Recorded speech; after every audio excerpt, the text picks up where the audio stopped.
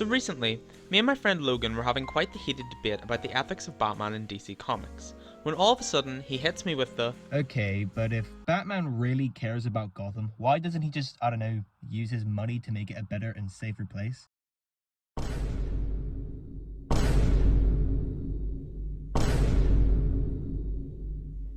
I was stunned.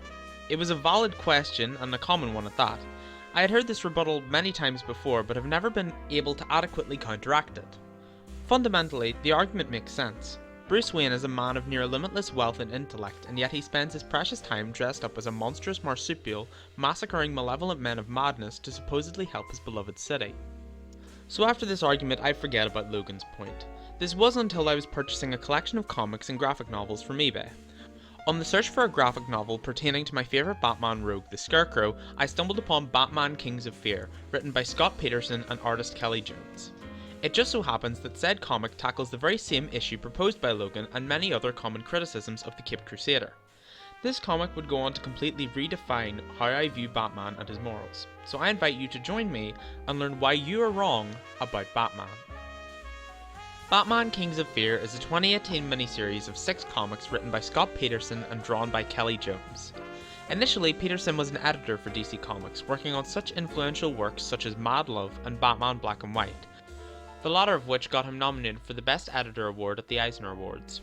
His first official writing venture was 42 issues of Batman Gotham Adventures, a sequel series to the Batman animated series.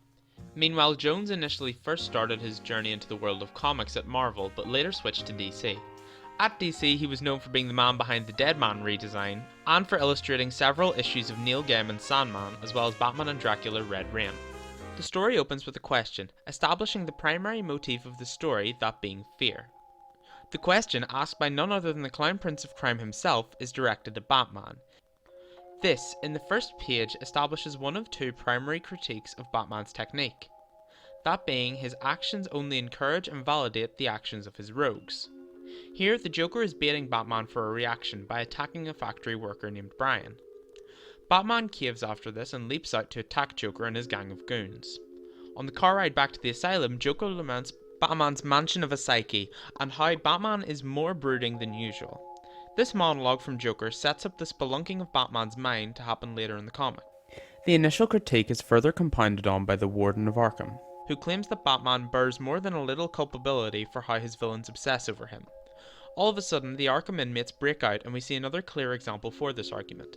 In the comic panels, villains are labelled by their villain name, such as Bane, Poison Ivy and Mr. Freeze, instead of their legal names, as Arkham staff are known to do.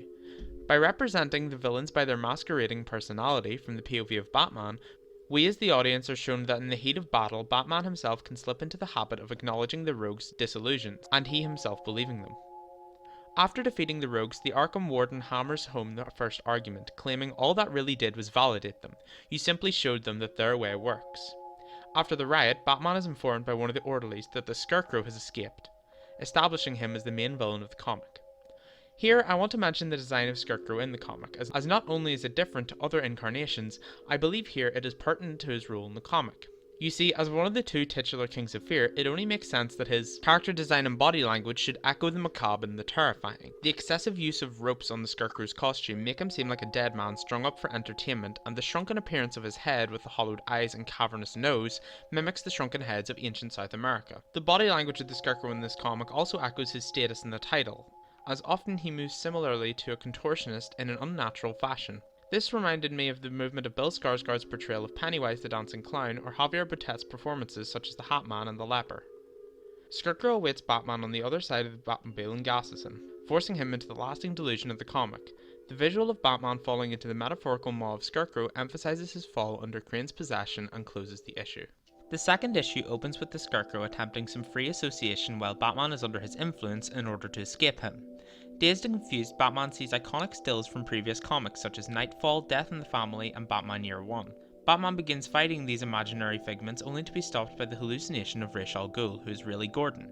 The fact that it is Ra's who stops Batman's state of panic symbolizes to me how, after the death of his father, Ra's became one of his only authority and father figures. The same here applies to Gordon.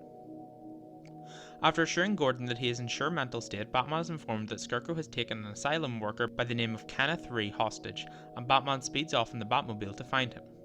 The final panel of this interaction being Gordon silently staring over his glasses which reflect the supercar. This shows how despite his assurances, Gordon is unconvinced and is able to see through the bravado of Batman to the fact that he is obviously unwell. Batman begins communications with Alfred in the Batmobile to search for the current address of Rhee. Alfred asks why Batman wouldn't just search for it himself, to which he responds, "I want to focus on driving." Here I want to take a moment to talk about how the comic uses angles and its inspiration. On this page we can see many dynamic shots that are generally never eye level, with grand bombastic proportions. The obvious root of this inspiration is the German expressionist movement of the 20s and 30s, landmarked by such films as M and The Cabinet of Dr. Caligari, the former a known inspiration for the Joker. The comic leans into these inspirations and angles as they are often cited as being unsettling and macabre, and put the viewer in a heightened sense of awareness, similar to how Batman is currently feeling. Batman then runs into a group of thugs. We learn later in the comic that Scarecrow had been gradually gassing Batman with fear toxin, so it can be debated that none of these encounters after the initial gassing outside the Batmobile to the end of the comic are real. This is seen with the Spanish-speaking gangsters as the first obvious tell that Scarecrow has influenced this scenario, as when the thugs shoot at Batman, their bullet spread leaves a sinister face in the wall similar to that of Scarecrow. An important thing to note about all future encounters is that while they are debatedly real, they are all also accurate portrayals of the actions of Batman in these scenarios, as he believes them to be real. This means we can use them as evidence in our characterization of Batman. Inexplicably transported to the roof, Batman sees many figures of his life pointing a gun at him until finally Scarecrow appears seemingly for real and claims, "You need help." While Batman's senses are stunned from the toxin, Scarecrow takes the time to explain that Batman has major issues, and the only way to combat this is intensive therapy, and with a push off the roof, we enter the third issue. After a crashing swing into a nearby building, Scarecrow agrees to begin psychoanalyzing Batman. The way he suggests to do this is by observing him in his natural habitat. Scarecrow also mentions now that this is probably real and not influenced by the fear toxin, and I take this to be true for the ensuing hijinks and action montage. Here Scarecrow makes the realization that for how bombastic and destructive his rogues may be, they are not Batman's main priority, that it is instead protecting the innocent and deterring the corrupted of Gotham. A secret gratis babysitter, according to Scarecrow. Batman requests Alfred put on the Batmobile autopilot when he enters the driver's seat, showing here that he is questioning his own senses. We then cut to Jim Gordon carrying out his own investigation into Rhee, a scene that will become pertinent later in the climax. After initializing said autopilot, Batman comes to a screeching halt in front of a little girl for the most important scene of the comic. Batman opens himself up to the girl after she mentions he's scary. She reveals that her mother is out working, leaving her unattended, and she went out to get chips because she was hungry. Batman convinces the little girl to go back inside, after which she vanishes and all that remains is her doll, wearing the same leopard print skirt that she had on. Scarecrow appears and claims Batman is wondering if he hallucinated the encounter. I think he obviously did, but this does not detract from the emotion and power of the scene, as if the child were real, Batman would have acted the same way. After this encounter, Batman is taken to a lodge containing Rhee. We can assume this building to be real, as in the final issue of the series we see the same identifying wood panelling on the walls, quantifying this is the same lodge. Here, it is also revealed that Scarecrow had been gradually dosing Batman throughout the night, and that Scarecrow now understands the motivations of Batman enough to begin full therapy, which takes us into issue 4. Issue 4 opens with Scarecrow assuming the stereotypical therapist's position and asks Batman about his childhood. In response to this we get 2 full-page art spreads, the former of which displays Batman falling into the cavernous expanse of the Scarecrow's mind, showing that he is under the Mad Doctor's control. The latter displays an artful enactment of the murders of Thomas and Martha Wayne at the hands of Joe Chill. The final image showing Batman and a young Bruce Wayne in the same position, showing how this event continues to scar Batman even to this day. After this, Scarecrow asks Batman about the first time the two met, to which Scarecrow is manifest as the literal embodiment of fear towering over the young Bruce in what seems to be a cave. This could very well be the cave in which many adaptations cite as the origin of Batman's persona, such as Chris Nolan's Batman Begins. After this we cut to Gordon, who bursts down the door of Scarecrow's goons' hideout while a standby officer lights the bat signal. What's important here is the effect of the bat signal on the people of Gotham City. People turn and run home, scared of the mythical being of the Batman and the mere threat of his presence, with one civilian even exclaiming, "He's on the prowl," as if he were some kind of beast. The presence of the bat signal, and by extension Batman, on the people of Gotham City causes fear not only in the criminals but in the civilians too. Is Batman truly protecting the city, or is she just living in fear of him? After Gordon discovers information of Scarecrow's location, we cut back to him and Batman. Here, the Scarecrow asks how does the Batman see himself, to which we see Batman adorned in an outfit similar to Superman, a shining beacon of justice and goodwill. But then he is suddenly bombarded by a large barrage of bullets, beating him down and moulding him into the vigilante who stalks the night that we know today. In summary, Batman wants to be a symbol of peace and justice, but years of blows have forced him into who he is today. Next, Scarecrow asks for Batman's motivation. Who does he keep trying to save? To this, Batman responds, a child. Every child. This leads Batman to the realization that he can't. He cannot possibly save every child from the trauma and pain that he has faced. Batman finally sits adorned in a mountain of children corpses, mockingly overshadowed by the bat signal. Scarecrow diagnoses that Batman has been chasing an ever unattainable goal, at least the way he's gone about it. But we'll get back to that. Changing the subject, Scarecrow asks about Batman's most passionate love affair. He blocks with images of supermodels and supervillainesses, but the true answer is revealed. Gotham City, the Batman's one true love.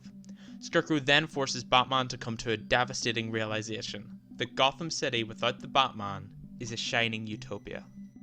Issue 5 opens with the same image of Gotham City as a shining beacon of progress. Scarecrow claims this is Gotham's sans l'homme de chauve-souris, I think, or without the Batman in English, and what it would look like if he devoted his life to the city and not being the Dark Knight. Batman distracts the situation by stopping Killer Croc, an obvious distraction by Batman that Scarecrow manipulates into a teaching moment about Batman's technique with taking down villains, which he sees as being pointless, echoing the first criticism of the comic, which was levied in the very beginning by the Arkham Warden, plainly explaining the dilemma for the audience. By engaging in battle with his villains, he grants them legitimacy and treats them as equals, raising them to his level of legend when he is meant to be a better. Batman then asks what he's supposed to do, let them run roughshod all over his city? To which Scarecrow asks, is it really his city? No more than the ordinary civilians or the GCPD. After this, Scarecrow asks Batman how he's feeling, to which he imagines himself as Sisyphus, pushing an imaginary boulder of crime up an ever-expanding hill. Upon further questioning though, it changes to Batman pulling a boulder up the hill, a minor change that makes all the difference. Batman now sees his task as a burden, one in which he could easily just let go and walk up the hill normally. Upon more questioning, he changes his response again to him carrying the weight of his villains and metaphorically crime in a cage on his back, and then finally to him dangling off a cliff holding the entirety of Gotham City by a chain above the jaws of Scarecrow, metaphorically here representing fear itself. To quote Arkham Origins, the only thing between the innocent and the predatory. This further adds to the argument that Batman is a necessary force in the fight against evil in Gotham. The ruined hostage hideout reveals that the encounter with Killer Croc was fake. Batman's emotions manifested out in violence. Batman attempts to rebuttal Scarecrow by asking about Bane. Without Batman, surely he would wreak havoc on Gotham. Scarecrow argues not. Scarecrow claims that Bane would have died trying to escape Santa Prisca and would have been forgotten about. This claim is true. Bane's motivations is beating the Batman. He would have no drive to escape without Batman. Next, the Riddler. He claims Enigma went into video game design. The Riddler's entire persona is based on a need to prove his intelligence, and with no Batman to act as an ever-changing goalpost, it is possible Edward may have given up, satisfied with being the most intelligent person in the room. But more realistically, his penchant for violence would have trapped him in a life of crime.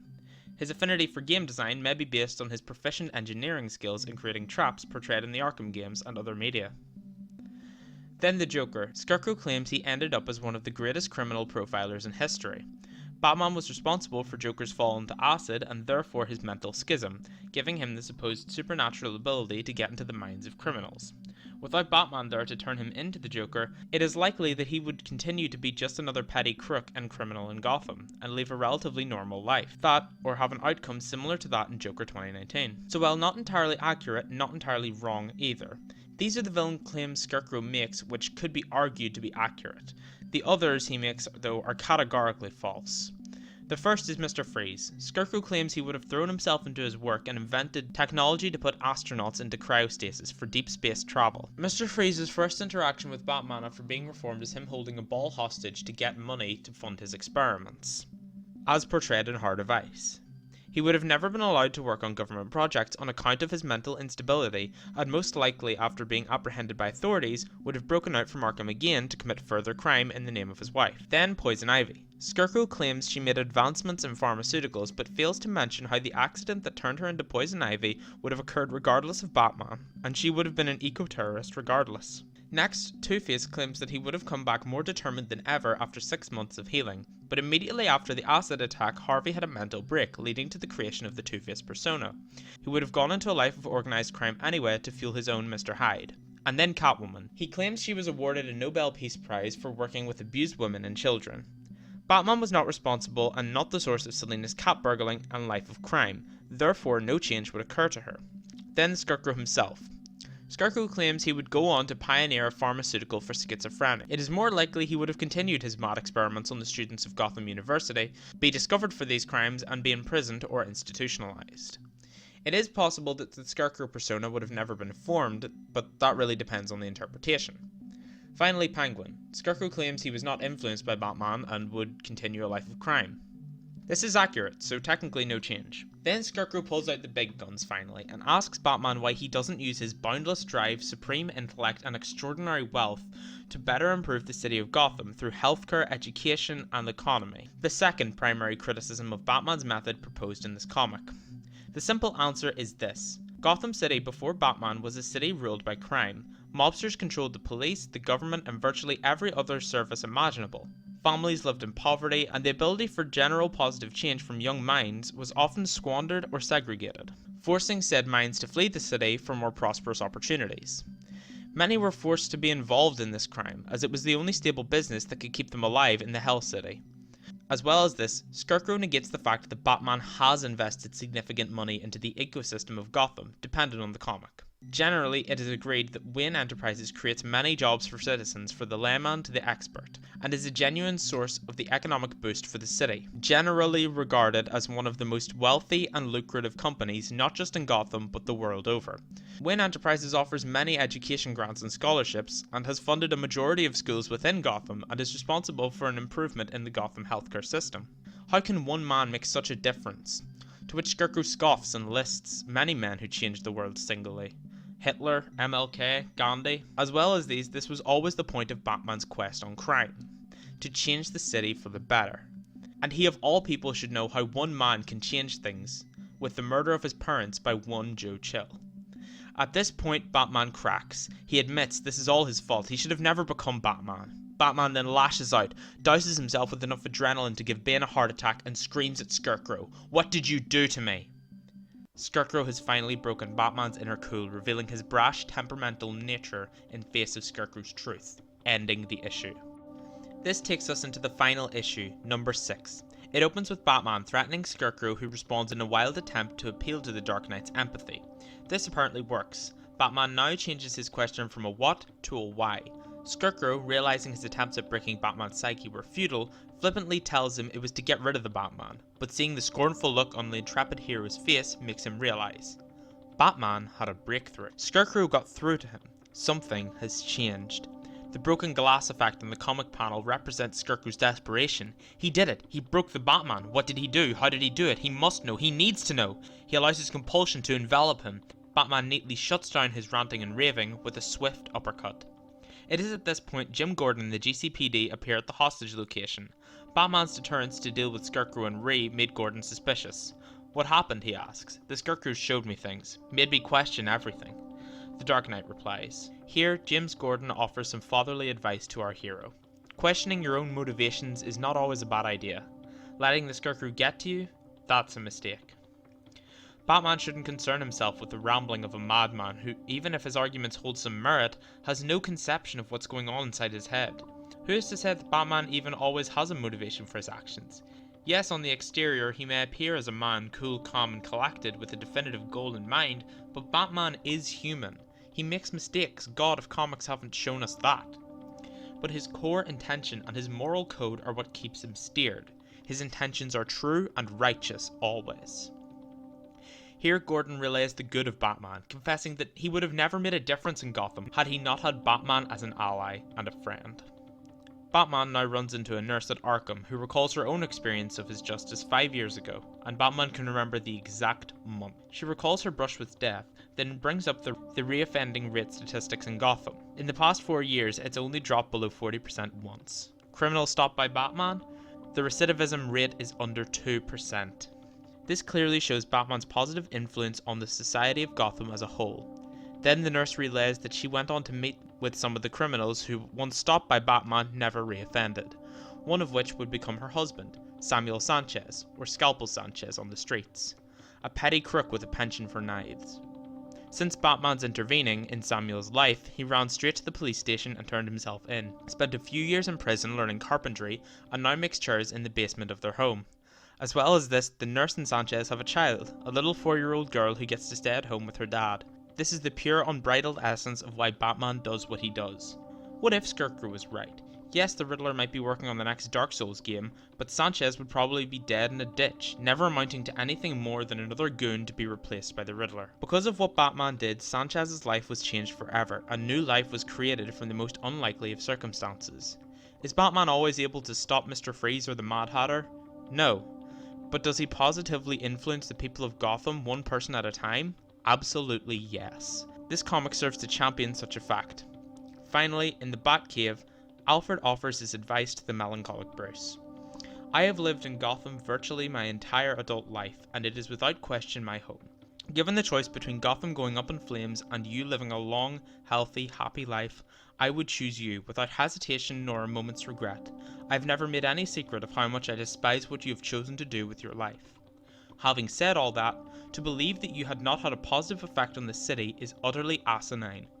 Risk your life each night if you must, but do not dare think to tell me it has all been for naught. I have put up with much in our times together, but that I will not stand for. With a final race to the Batmobile, reinvigorated with new resolve for his crusade on crime, we are shown the issue title, The Once and Future King.